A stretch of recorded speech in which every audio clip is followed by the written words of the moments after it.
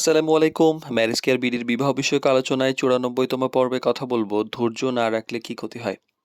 তো বিয়ের বিষয়টা আসলে এমন একটা প্রক্রিয়া যেখানে সময়, বোঝাপড়া এবং অপেক্ষায় সবকিছুই গুরুত্বপূর্ণ। কিন্তু অনেক সময় আমরা ধৈর্য হারিয়ে ফেলি। অনেকগুলা দেখার ফলে মনে হয় যে এখন যেটা আসবে সেটাতেই বিয়ে দিয়ে ফেলবো। তো আমরা দ্রুত ফল চাই, যেখান থেকে সমস্যা শুরু হয়। তো অনেকেই এই ক্ষেত্রে ভুল করে ফেলেন। তো ধৈর্য না রাখলে আসলে কি হতে পারে, মানে ক্ষতি হতে পারে, এই ব্যাপারে আমরা কিছু জিনিস নিয়ে আলোচনা করি।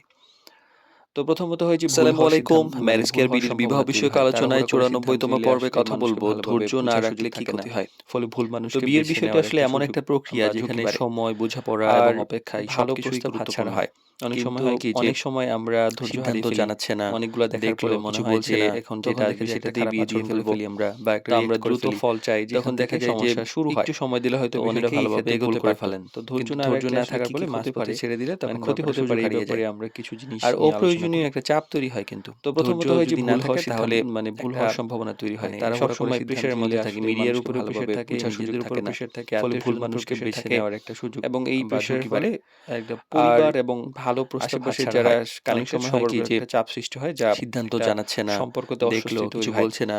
তখন দেখা আর যায় ভুল একটা খারাপ বোঝাবুঝির আচরণ করে অনেক ফেলি ব্যাপার আমরা হয়। বা একটা রিঅ্যাক্ট কারণ করে ফেলি। মানে সব তখন বিষয় দেখা নিয়ে যায় যদি যে পরিষ্কার একটু না সময় দিলে করা হয়তো হয়, বিষয়টা ভালোভাবে তাহলে এগোতে ছোটখাটো পারত। বিষয় থেকে ভুল কিন্তু ধৈর্য বোঝাবুঝি না তৈরি হয়, থাকার ফলে যা মাঝপথে পরে ছেড়ে দিলে সমস্যায় রূপ তখন নিতে ব্যাপারটা পারে। সুযোগ হারিয়ে যায়। মানসিক আর অস্থিরতা তৈরি অপ্রয়োজনীয় হয়, একটা চাপ বারবার তৈরি হয় কিন্তু। তাড়াহুড়া, সিদ্ধান্ত ধৈর্য যদি বদলানো না বা থাকে অস্থিরতা, তাহলে এইসব কারণে একটা মানসিক চাপ বাড়ে। মানে তো সবসময় বিয়ের মতো প্রেশারের আসলে মধ্যে থাকি। গুরুত্বপূর্ণ মিডিয়ার উপরেও ব্যাপারে প্রেশার ধৈর্য থাকে, রাখা একটা বড় নিজেদের গুণ। উপরেও প্রেশার থাকে, মানে আত্মীয়স্বজনের উপর প্রেশার সবকিছু থাকে নিজের এবং এই প্রেশারের ফলে সময়েই আসলে একটা সুন্দরভাবে হয়, পরিবার এটা এবং আমাদের বোঝা উচিত। আশেপাশের যারা এটা বিশ্বাস রাখা কানেক্টেড সবার জরুরি উপর এবং একটা চাপ সৃষ্টি সৃষ্টিকর্তার হয় উপর যা একটা ভরসা রাখা সম্পর্কতে উচিত। অস্বস্তি তৈরি হয়। তাই ধৈর্য, আর ভুল চিন্তাভাবনা এবং বোঝাবুঝির অনেক বাস্তবতা, এই ব্যাপার হয়। ৩ টা থাকলে কারণ মানে সব সিদ্ধান্তটা সঠিক বিষয় হয় নিয়ে এবং যদি সম্পর্ক শেষ পরিষ্কার না পর্যন্ত স্থায়ী করা হওয়ার হয়, সম্ভাবনা তাহলে তৈরি হয়। ছোটখাটো বিষয় থেকে ভুল বোঝাবুঝি তৈরি হয়, যা পরে সমস্যায় রূপ নিতে পারে।